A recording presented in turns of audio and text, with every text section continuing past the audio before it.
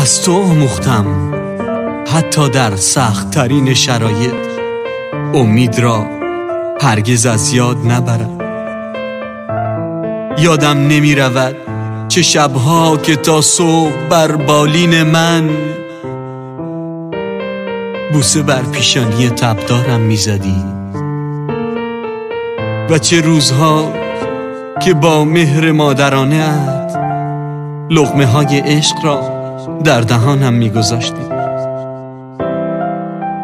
وقتی بوسه بر دستان چروکیده ات می زنم، وقتی بوسه بر دستان چروکیده ات می زنم، یاد کودکیم می افتم که همیشه به خاطر لطافت دستانم به همه فخر می فروختم.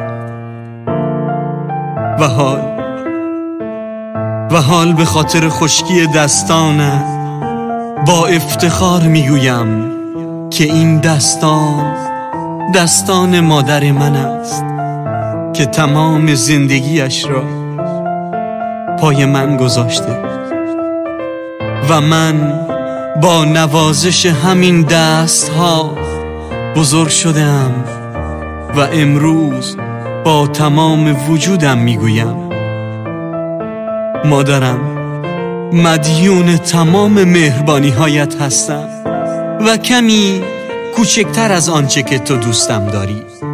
دوستت دارم چون هرگز به پای مهربانی تو نخواهد رسید. مادرم.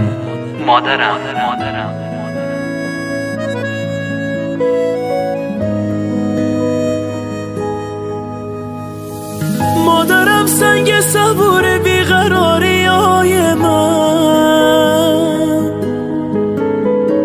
مرهمی بر زخمای دل تنهای من. مادرم دور تو میگردم عبادت میکنم، مادرم جای خودش عشقم صدایت میکنم.